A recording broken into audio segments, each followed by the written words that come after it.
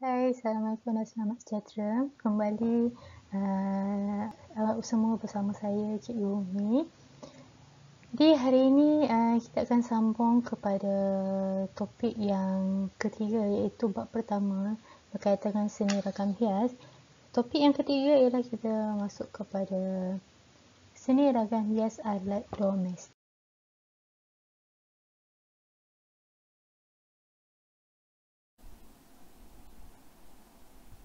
Sekarang cikgu nak semua fokus pada buku teks, iaitu muka surat 5, iaitu seni ragam hias alat domestik. Okey, sebelum ni cikgu nak ingatkan kepada kamu semua, seni ragam hias ni terdapat dalam 3 perkara. Yang pertama iaitu alat pengangkutan tradisional, yang kedua seni alat permainan rakyat, dan yang ketiga kamu akan belajar hari ini iaitu seni ragam hias alat domestik.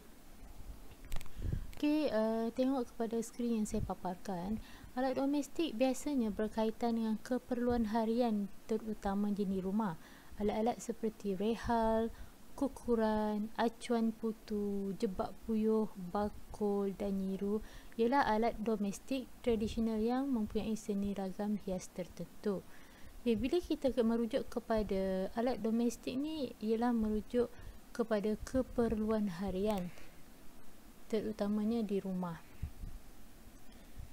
Kita sambung yang pertama. Kita kenali alat domestik yang pertama, iaitu rehal. Saya cuba zoom sedikit. Rehal ialah sejenis papan bersilang yang direka untuk meletakkan Al-Quran. Al-Quran ni merupakan kitab suci bagi penganut yang beragama Islam.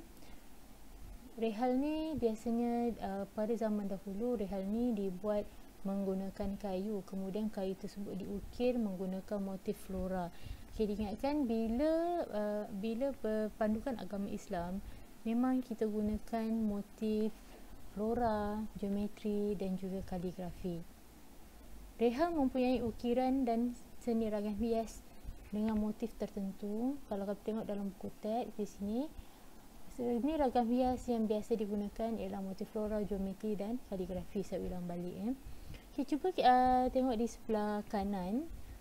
Cuba fikirkan, tahukah anda seni ragam hias atau motif yang terdapat pada ukiran kayu tidak diketahui penciptanya? Mengapakah ini boleh berlaku?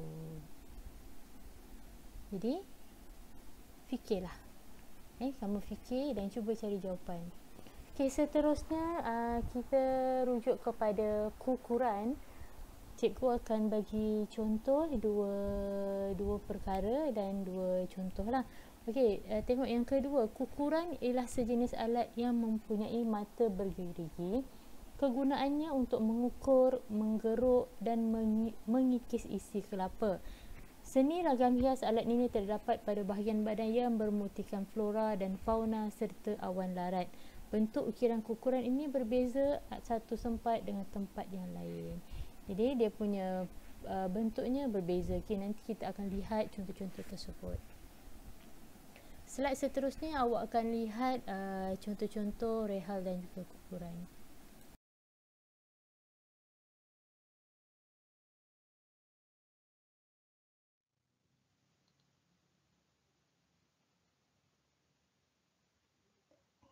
Okay, sekarang kita masuk kepada proses pembuatan rehal.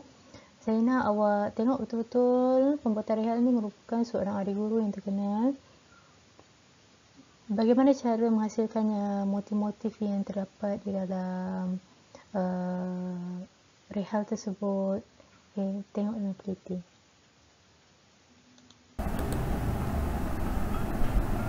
Pembuatan rehal bukan sekadar memertabatkan seni ukiran Melayu, malah memuliakan kedudukan Al-Quran. Keindahan coraknya juga mempamerkan kreativiti serta kehalusan seni pertukangan dalam pembuatan ukiran. Selain minat, kesungguhan antara perkara penting dalam menghasilkan seni pertukangan pembuatan rehal atau kerusi Al-Quran. Berbekalkan kemahiran asas dan sedikit ilmu yang dimiliki sejak 10 tahun lalu, Tajuddin Awang, seorang penoreh getah dari kampung Tersang, Kuala Tok Deh, Rantau Panjang, Kelantan, mengusahakan seni tradisional bagi menambah sumber pendapatan melalui pembuatan kraft seperti rihal, jala dan bubu. Ini untuk buat gahan ni mula-mulanya mana buat tu mengikut rasa. Usia 45 tahun ini, meskipun pembuatan rihal 2 lapis ini nampak mudah, namun ia sebenarnya memerlukan penelitian yang rapi selain ketekunan dalam menghasilkannya, kerana pembuatan rihal ini perlu diukir dengan motif tertentu bagi menyerlakan kehalusan seninya. Setiap hari Tajuddin akan meluangkan masa selama 6 jam di anjung rumahnya untuk melakukan kerja-kerja pertukangan membuat rihal. Sebuah rihal yang berukiran bunga penuh akan dijual dengan harga RM700, manakala separuh ukiran bunga berharga RM500 dan tiada ukiran bunga berharga RM300. Menurut Tajuddin lagi, setakat ini dia telah menyiapkan lebih 30 buah rihal untuk dijual. Selain itu, Tajuddin turut menerima tempahan bubu dan jala tak kala ada tempahan dari pelanggan. Okay, saya harap bolehlah bantu awak sedikit pemahaman tentang penggunaan rihal, pembuatan rihal. Ini tadi rihal. Ini contoh rihal. Okay, kalau kau tengok ini kita panggil kosmos atau bintang. Ini motif ayat suci ataupun tulisan Jawi. La ilaha illallah Muhammadur Rasulullah, perkataan dia. Ini yang banyak-banyak, boleh tengok pelbagai. Ini rihal boleh dijadikan tempat penyimpanan. Di sini boleh dibuka dan boleh diletak Al-Quran di dalam dia ataupun kitab suci Al-Quran. Ini lebih kepada motif flora dan juga flora. Ini campur, ini tulisan Jawi Al-Quran Karim dan ini ialah motif flora.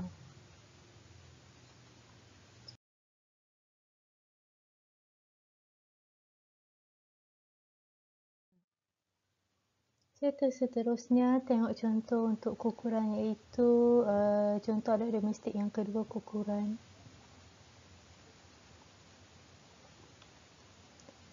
Okay, ini ialah kukuran yang bermotifkan dengan flora. Kalau kamu tengok menggunakan unsur seni warna yang menarik, iaitu warna-warna yang terang, yang boleh dilihat dengan jelas. Okay, bahagian-bahagian badan, bahagian-bahagian yang terdapat pada kukuran, okay, ini ialah mata pisau. Bahagian mata pisau, okay, mata pisau ni digunakan untuk mengukur isi kelapa. Dan yang kedua ialah kepala dia. Biasa kepala ni corak kepala binatang, bahagian kepala binatang lah.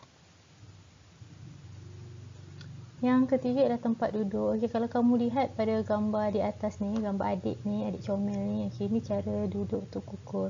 Ada juga kalau orang dewasa, dia akan kakinya, kedua kaki di sebelah tepi lah. Dia akan duduk secara bertimpuh. Okay, maaf saya tak nampak. Okay, yang ini ialah kita panggil kaki. Kaki yang di tepi ni ialah maksudnya tapak. Okay, tempat untuk meletakkan rihal. Tempat untuk meletakkan kukuran.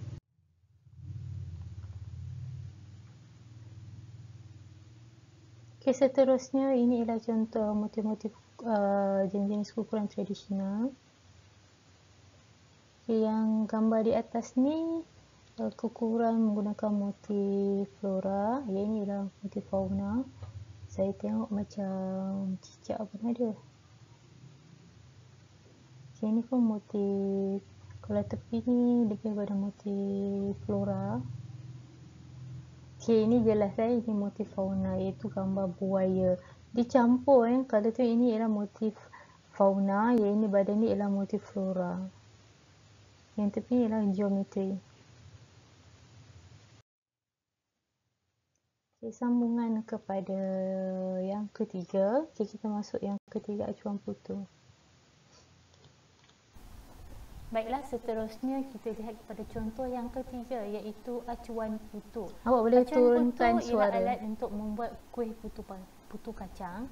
Okay, putu kacang ni ialah sejenis kuih tradisional, sama ada masyarakat Melayu pun ada juga putu kacang dia. Okay, masyarakat Cina pun ada juga jenis putu kacang dia. Okay, seni ragam hias yang biasa digunakan ialah motif bunga atau daun. Jadi kebanyakannya sebenarnya peralatan tradisional ni lebih kepada motif flora, bunga dan juga daun. Fauna ni mungkin kategori adat tradisional lah. Sekarang kita sambung. Kepelbagaian seni ragam hias pada dasar acuan akan menghasilkan pelbagai bentuk kuih putu. Bermaksud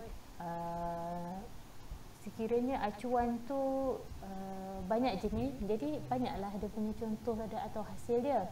Kalau zaman sekarang ni, acuan ni kita belajar dalam subjek RBT, iaitu menghasilkan mold daripada banyaklah bahan dia, kayu ke, epoksi dan sebagainya lah.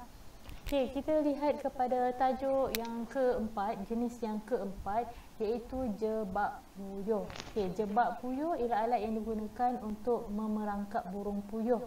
Alat ini mempunyai pelbagai seni ragam hias. Okey, misalnya seni ragam hias yang dihiasi dengan motif flora yang membentuk sulur bayung di atas gunungan dan lingkaran yang kompleks. Nanti kita akan lihatlah di manakah sulur bayung tersebut. Okay, motif gunungan menggunakan teknik tebuk tembus bersilat. Nanti saya akan tunjuk contoh pada slide seterusnya apa yang dikatakan dengan sulur bayung, okay, atau apa yang dikatakan dengan motif gunungan menggunakan teknik tebuk timbus. Kita lihat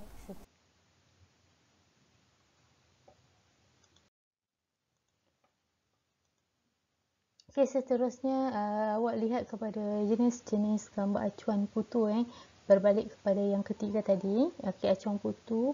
Okay, ini acuan putu tradisional, kamu boleh nampak lah ini banyak ada.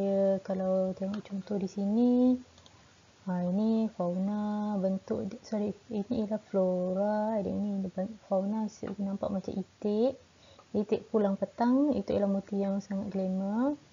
Ini pun saya nampak motif flora, yang ini di luar ni flora, dalam ni tulisan dan ini pun motif bunga flora.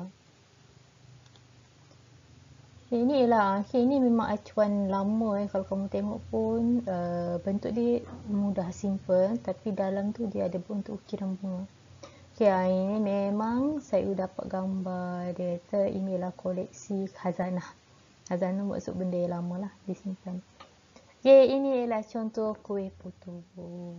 Kuih putu ni cara buat dia, bancuan tepung tersebut dia masuk dalam ni, dia tekan, dia mampatkan. Lepas tu dia keluarkan. Dia keluarkan, letak di atas tulang dan kemudian bakar. Seterusnya, cikgu nak awak dengar dan tengok video ni betul-betul. Dalam video ni nanti akan ada soalan, akan ada kuis, dengar betul-betul. Dan awak boleh turunkan sedikit awak punya volume sebab video ni agak kuat. Selamat menonton. Umur bangun tu hanya umur 18 belajar buat ni. Dia belajar buat dengan untuk tanda. Pasalnya cara dulu dia minat. Dia tu pero punya dia buat makeup punya kan. Dia belajar buat ni. Assalamualaikum. Inilah kamu binti awal. Buat dia buat punya ni kamu boleh tempat kelantan.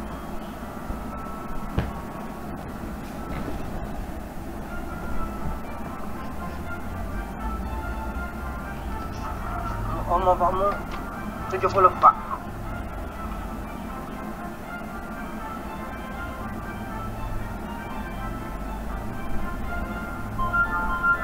Apa asyik dia kan, dia gani ni lama 14 hari 15 hari baru siap nanti.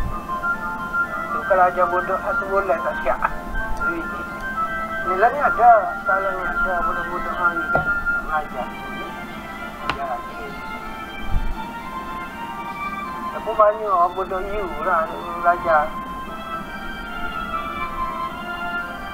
Dan ini orang Melayu buat kan, buat tapak dulu.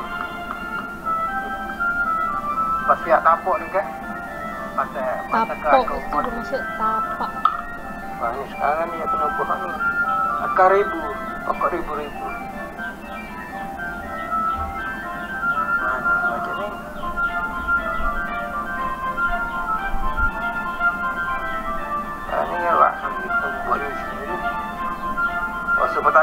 adalah ni pada dahulu.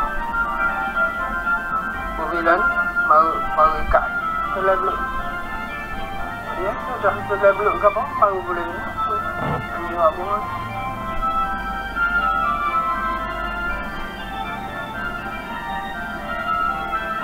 Ini bunga api.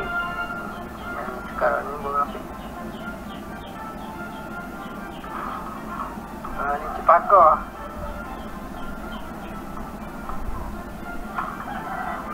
Ini sampai. Dah siap ni kan. Siap ni baru buat kan ni.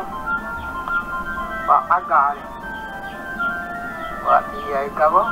Siap baru buat kan ni. Ada ke ni? Nampak ni mana? Nampak ya? Tak nampak ni. Saya buat ada 15 ni. Sekarang ni dia taruh buyuh sekor satu dalam ni. Dia tutup.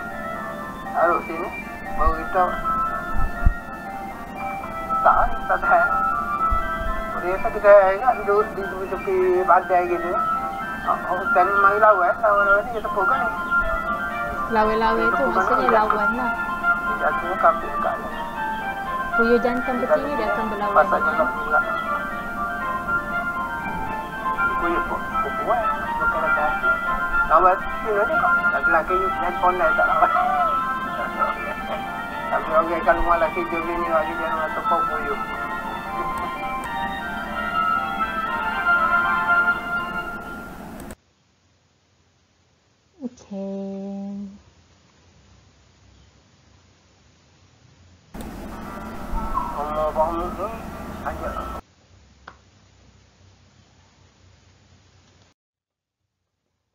Sambungan. Okey, sambungan kita rujuk contoh-contoh jebak puyuh. Yang pertama, kalau kamu tengok dia punya ukiran dia memang sangat cantik, sangat menarik. Dekat atas ni ukiran dia punya bahagian.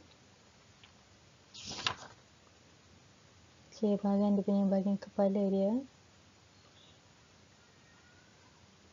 Maksud tembok timbus ni, ini ialah ukiran tembok timbus. Maknanya dalam motif ni dia berlubang-lubang lah. Tembok dan timbus, jenis-jenis ukiran. Yang kedua ni di belakang jebak puyuh. Kalau kamu dengar video tadi, dia sebut belakang tu, yang ini ialah motif bunga api. Kalau kamu tengok dia punya anyaman dia, ini panggil konsep anyaman.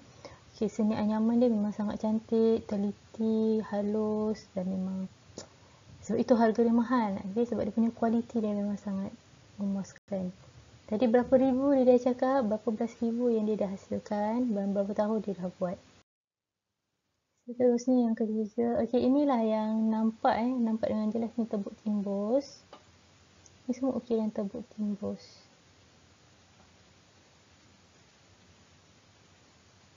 Ini pun tembok timbus. Kebanyakannya ukiran tembok timbus. Tembok timbus ni susah ya.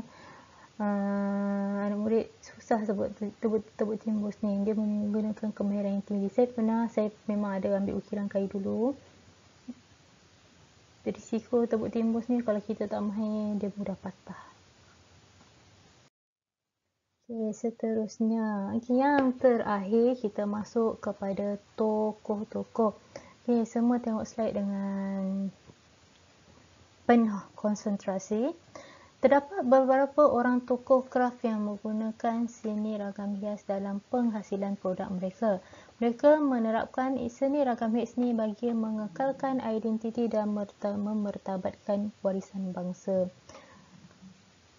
Jadi, tokoh-tokoh kraft ni memang tujuan utama dia menghasilkan seni ragam hias ni iaitu hiasan yang kalau ikut definisi asal ialah hiasan atau ornamen adalah untuk mengekalkan identiti dan memertabatkan warisan bangsa. Sebab itu orang yang berlainan bangsa akan membawa warisan dia tersendiri. Kita tengok yang pertama, tokoh ulung perahu tradisional iaitu bernama Hasni Ali, lahir pada tahun 1946.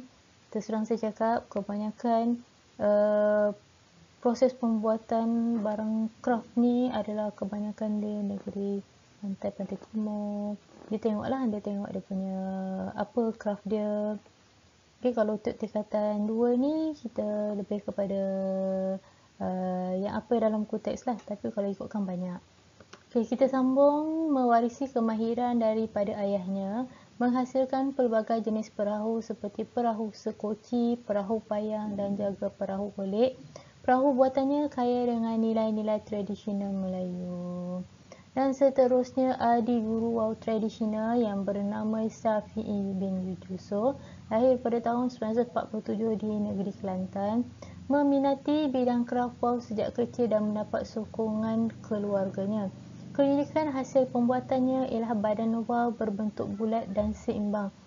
Sebenarnya memang susah untuk buat wau ni, memang susah. Dilantik menjadi duta syarikat penerbangan Malaysia MAS yang sering dijemput membuat ni ya, perkataan membuat demonstrasi di luar negara. Kamu boleh tengok rujukan buku teks pada muka surat 6.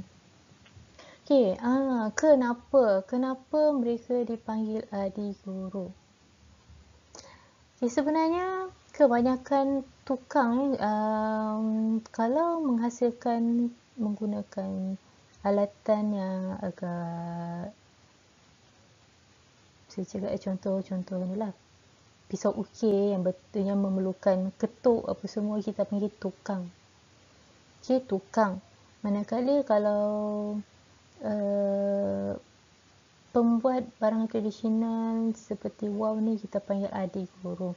Okay, kebanyakan mereka kebanyakan daripada tukang dan juga adik guru ni, mereka mempelajari seni warisan ni secara turun-temurun. Tak seperti kita lah, kalau macam kebanyakannya orang zaman sekarang ni banyak belajar daripada universiti, sekolah dan sebagainya. Tetapi kebanyakan zaman dahulu ataupun yang di kampung, mereka mewarisi benda ni, kemahiran ni daripada ibu bapa ataupun di kampung. Macam kamu tengok video tadi yang jebak puyuh tu pun dia belajar daripada ayah dia kan. Manakala yang untuk buat rehal tadi dia belajar daripada pakcik dia. Kebanyakan mereka mungkin tidak belajar tinggi, bukanlah belajar di peringkat universiti, tapi dia punya pembelajaran walaupun bukan secara formal di sekolah, mereka belajar secara formal di bengkel-bengkel yang daripada tukang-tukang yang memang profesional. Sebab itu kita sebagai manusia, kita jangan selalu menerima kepada orang yang tiada pendidikan tinggi. Sedangkan pendidikan itu menyeluruh sama ada formal dan juga tidak formal. Maksud formal tu, kamu belajar di peringkat sekolah, universiti, master, PhD dan kamu mendapat penganugerahan persijilan. Manakala kalau secara tidak formal ni, dia belajar secara warisan dan kebanyakannya sekarang ni memang dah disediakan sijil. Kalau kamu tengok yang Cik Mut tadi tu yang buat jebak puyuh tu, dia ada sijil adik guru. Kamu boleh tengok balik video tersebut.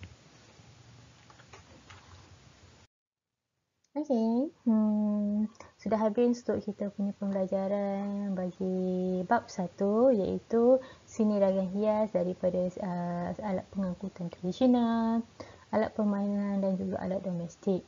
Diingatkan semula sebelum keluar dari kelas ini, kamu diminta, ini untuk pelajar saya lah, diminta untuk menyemak semula di site sekolah untuk mendapatkan maklumat terkini, iaitu sama ada untuk mengisi kehadiran, latihan dan juga apa-apa bahan yang saya sediakan. Untuk video seterusnya, saya akan menerangkan tentang apa itu eksplorasi. Cikgu bagi sedikit hint, eksplorasi, ekspresi dan juga apresiasi, iaitu proses dalam penghasilan karya dan juga cara kamu melahirkan perasaan kamu, bukan menangis lah, tapi melahirkan perasaan kamu, emosi kamu di dalam karya kamu tersebut. Dan yang ketiga apresiasi iaitu persembahan. Persembahan ni nanti cikgu terang. Semoga awak semua mendapat ilmu bermanfaat daripada saya. Semoga kita berjumpa lagi. Dan satu nasihat, jangan lupa tekan like dan juga subscribe. Semoga awak akan mendapat notifikasi video saya yang terkini. Bye-bye.